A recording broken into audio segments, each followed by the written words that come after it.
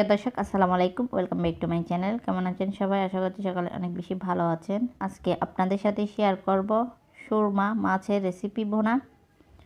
বলা হয়ে থাকে মাছের ভাতে বাঙালি। আর মাছের মধ্যে সামুদ্রিক মাছগুলো সাধারণত স্বাদে এবং পুষ্টিগুণে অতুলনীয় হয়ে থাকে।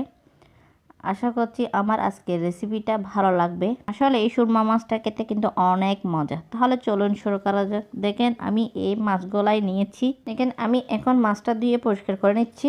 তারপর আমি পরের স্টেপে চলে যাচ্ছি। দেখেন আমি এখন মাছটা রান্না করে নিচ্ছি। তার 2 টেবিল চামচ কুকিং অয়েল দিয়ে দিচ্ছি। দেখেন আমি এখন অয়েলটা গরম করে নিচ্ছি। এখন আমি এখানে 1 কাপ পেঁয়াজ কুচি দিয়ে দিয়েছি। দিয়ে পেঁয়াজটা ভালো করে একটু ভেজে নিচ্ছি, যেন পেঁয়াজের র ফ্লেভারটা চলে যায়, তার জন্য। দেখেন ভাজা হয়ে গেছে। আমি এখানে 1 টেবিল চামচ রসুনের পেস্ট দিয়ে দিচ্ছি। আপনারা চাইলে কিন্তু আদার পেস্টও দিতে পারেন, কিন্তু আমি এখানে মাছের মধ্যে আদার পেস্ট আমার ভালো লাগে না, তার জন্য আমি স্কিপ করেছি।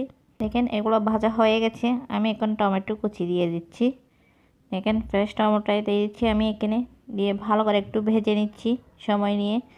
দেখেন আমি এখানে কাঁচা লঙ্কা ফালি করে রেখেছি, সেগুলো দিয়ে দিচ্ছি। আমি 3টা কাঁচা লঙ্কা দিয়েছি, দিয়ে এখন ভালো করে নেড়েছি, আবার একটু ভেজে নিচ্ছি। আশা করছি আজকের রেসিপিটা আপনাদের কাছে ভালো লাগবে। ভালো লাগলে প্লিজ লাইক, কমেন্ট এবং বেশি বেশি করে শেয়ার করবেন। দেখেন আমি এখানে স্বাদ অনুযায়ী লবণ দিয়ে দিয়েছি।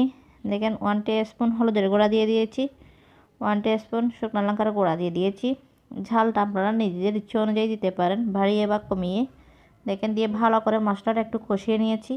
দেখেন মশলাটা কষানো হয়ে গেছে। আমি এখন মাছটা দিয়ে দিচ্ছি। দেখেন মাছগুলো দেওয়া হয়ে গেছে। আমি এখন মাছগুলো মশলার সঙ্গে ভালো করে একটু মিক্স করে নিচ্ছি। দেখেন মশলাটা যেন মাছের গায়ের সঙ্গে ভালো করে মিক্স হয়ে যায়, তার জন্য আমি একটু মিক্স করে নিয়েছি। দেখেন আমার মিক্স করা হয়ে গেছে। আমি এখন পেঁয়াজের কলি দিয়ে দিচ্ছি, এখানে কুচি করে রেখেছিলাম সেগুলো 1 কাপ দিয়ে দিয়েছি। আমি এটাকে ঢেকে 2 থেকে 3 মিনিট ভালো করে একটু কষিয়ে নিয়েছি। দেখেন কষানো হয়ে গেছে। আমি আস্তে আস্তে করে একটু উল্টিয়ে দিচ্ছি মাছগুলো, দেখেন যেন মাছটা ভেঙে না যায়, তার জন্য। আশা করছি আজকের রেসিপিটা আপনাদের কাছে ভালো লাগবে। ভালো লাগলে প্লিজ আমার চ্যানেল সাবস্ক্রাইব করে পাশে থাকার বেল আইকনটি প্রেস করে আমার সাথে থাকবেন, আমাকে সাপোর্ট করবেন। দেখেন মাছটা হয়ে গেছে, অনেকক্ষণ সময় নিয়ে কষিয়ে নিয়েছি। এখন আমি অল্প করে আমি একদম 1/2 কাপ একটু পানি দিয়ে দিয়েছি, দিয়ে মাছটা আবার ঢেকে কিছুক্ষণ রান্না করে নিচ্ছি। দেখেন মাছটা রান্না করা হয়ে গেছে। আমি আজকের রেসিপিটা অনেক সহজ করে দেখিয়েছি। আশা করছি আপনাদেরও ভালো লাগবে। আপনারা একবার হলো বাসায় ট্রাই করবেন। এই সুরমা মাছটা খেতে কিন্তু আসলে অনেক মজা, অনেক ইয়ামি। দেখেন রান্না হয়ে গেছে। আমি এখন ধনেপাতা কুচি দিয়ে দিয়েছি, দিয়ে আমি 5 মিনিট দমে রেখে দিচ্ছি। তারপর আপনাদেরকে সার্ভ করে দেখাচ্ছি। দেখেন তৈরি হয়ে গেল দারুণ মজাদার সুরমা মাছ ভুনা।